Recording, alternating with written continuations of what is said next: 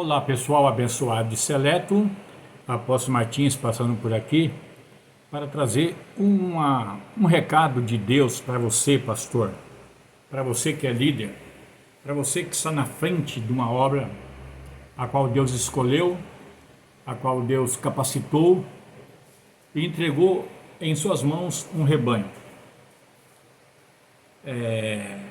Conforme está na internet aí, na próxima quarta-feira, querendo Deus e me concedendo vida, eu estarei completando 63 anos de idade. 42 anos de ministério, porque eu acredito que quando a gente entra na igreja, a gente já entra para o ministério. Então, já vai para 42 anos que eu estou servindo ao Senhor, nosso Deus. Ou seja, 83, 42 anos. Já vai para 42 anos que eu sirvo o meu Senhor. E conheço Ele há 50, mas sirvo Ele há 42. Por que eu gosto de estar sempre reprisando a mesma coisa? Já percebeu? Que sempre eu fico falando isso. Pessoal, eu estou na igreja há 42 anos e conheço a Deus há 50. Sabe por quê? É porque eu tenho uma história. Eu vou fazer 63 anos, querendo um Deus, quarta-feira, dia 23, teremos um culto de ação de graça, tá ok, pessoal? É um culto de ação de graça, onde teremos ali, vamos falar, algum servo de Deus que vai estar louvando a Deus, como o cantor, Edivaldo, como o cantor, outros cantores também que vai estar presente. Vamos ter,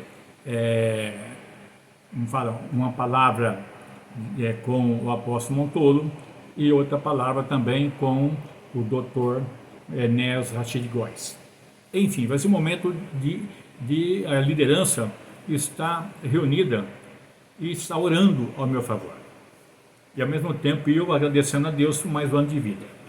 Mas o motivo que me traz aqui nessa noite, eu também não sei qual horário que você vai ver esse vídeo, é porque eu estou vendo, pessoal, que as coisas estão indo para um caminho que não deveria ir. Preste bem atenção no que eu estou falando para vocês. Nesses 42 anos de caminhada de igreja e 34 para 35 anos de ministério próprio, eu nunca vi tanta confusão no meio do arraial. E isso precisa acabar, pessoal. Jesus disse o seguinte, que todo reino dividido não vai permanecer. Todo reino que é dividido, ele não permanece. Não tem como permanecer um reino dividido. Em outras palavras, se nós, como servo de Deus, estamos nos dividindo, separando, fica complicado o mundo olhar e ver em nós o brilho do Espírito de Deus. Fica complicado o mundo olhar para mim, para você e para qualquer outro que serve a Deus e que não está bem alinhado com a palavra de Deus. A Bíblia é bem clara, no Salmo 133, ó quão bom e quão suave é que os irmãos vivam em união, porque ali o Senhor ordena a bênção para sempre. Então a bênção de Deus, ela só cai na vida da igreja quando a igreja está unida.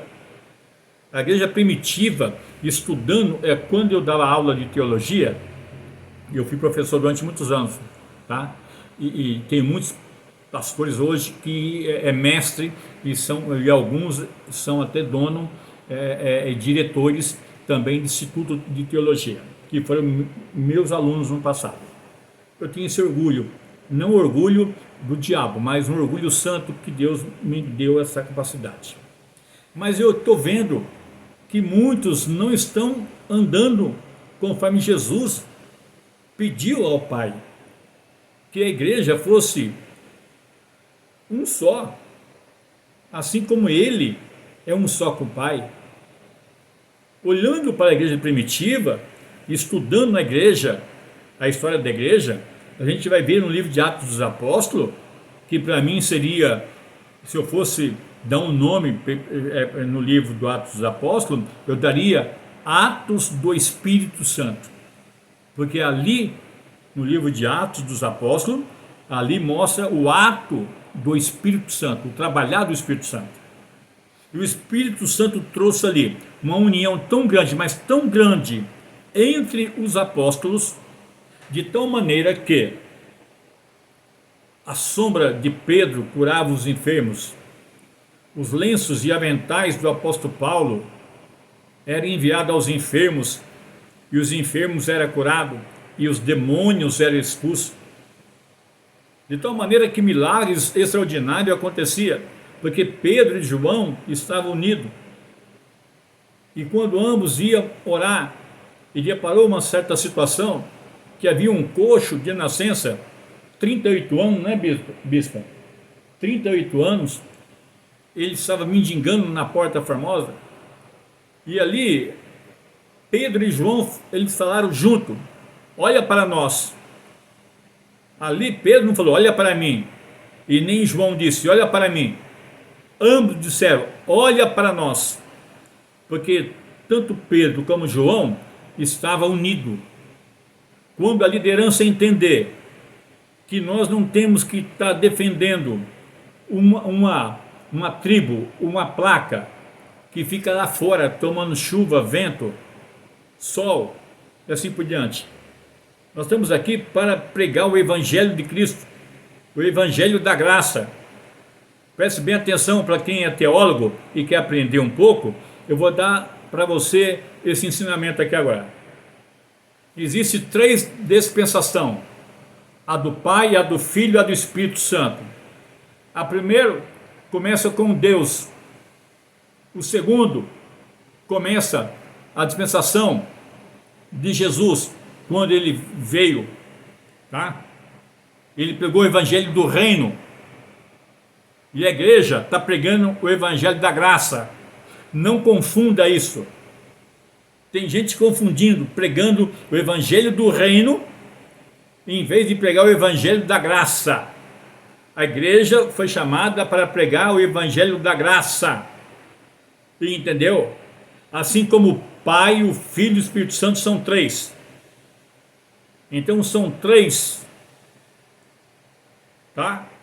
Esses 3 não significa que é o corpo nosso, por exemplo, nosso corpo. Mas são 3 pessoas distintas. O Pai é um, o Filho é outro, o Espírito Santo é outro. E cada um tem uma função. No Antigo Testamento, o Pai realizou o que tinha que realizar. No início da fundação da igreja, o Filho realizou o que tinha que realizar. E aí o Espírito Santo, ele dá início à grande obra da graça. A graça que foi dada gratuitamente para todos aqueles que creem em Jesus, tá? Será salvo. Paulo e Silas preso no cárcere em Filipe, e ali o carcereiro fala, varões, o que deveis fazer para mim ser salvo? Ele disse, crê no Senhor Jesus, será salvo tu e a tua casa. E naquela mesma noite, o carcereiro levou Paulo e Silas para sua casa, limpou as feridas, né, da chicotada que ambos tinham tomado, e ali mesmo Paulo e Silas batizou a família daquele carcereiro.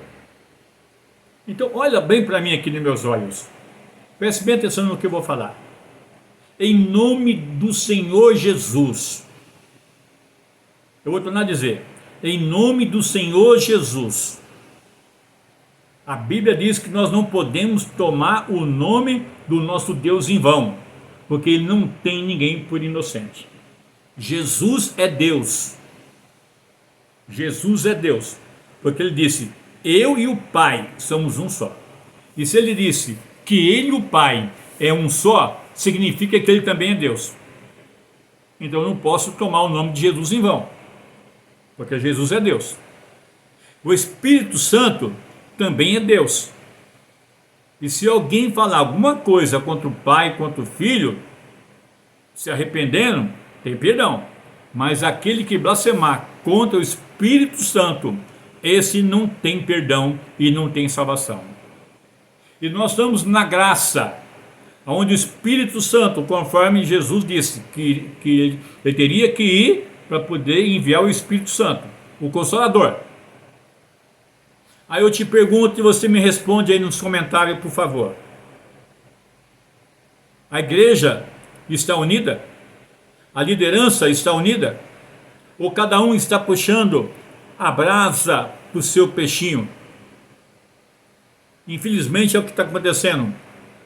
Eu fico, não fala, um pouco, eu não digo nervoso, mas eu fico um pouco triste e abatido quando eu vejo na internet, tá? Nas plataformas aí, que são várias plataformas na internet, pastores descendo, não fala, o cajado na cabeça de outro pastor, aonde nós devemos nos unir e tentar entender o nosso irmão.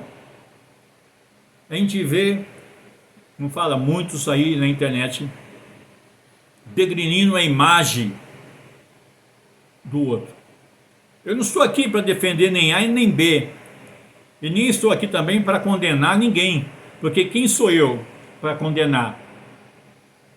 Eu sou um miserável pecador que careço da bondade e da misericórdia do Senhor para a minha vida.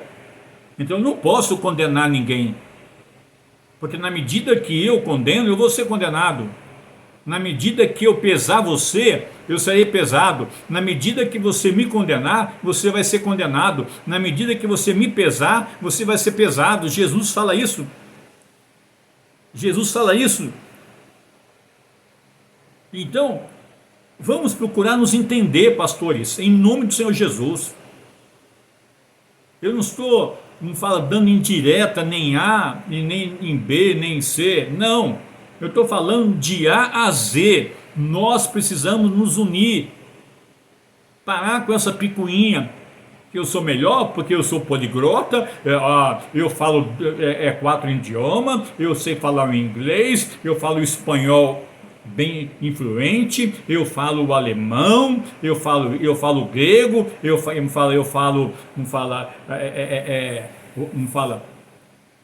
enfim, você entendeu o que eu quis dizer, né? Eu conheço pessoas que são assim. Eu conheço pessoas que são poliglotas, que falam 5 idiomas, estufa o peito e num culto começa a jogar o seu conhecimento humano. O apóstolo Paulo era poliglota, mas no entanto ele disse que ele era um dos maiores pecadores. Ele era o maior pecador que tinha. Ele não teve usurpação nenhuma, e o próprio Cristo também não teve nenhuma usurpação semelhante a Deus. Então, é uma rápida palavra para você refletir. Nós, pastores, precisamos rever o nosso conceito. Jesus está voltando para arrebatar Nebadagassubi Kalamanai. Erimianda Rabacanda Sirianda Lamas. Porque assim diz o Senhor: os dias estão sendo abreviados. Eu estou vindo buscar a minha igreja. E ai dos líderes que não apacentaram as minhas ovelhas, mas antes apacentaram a si mesmo. Eu irei requerer de cada um deles as minhas ovelhas, que eu confiei nas mãos de cada um, para cuidar, para zelar.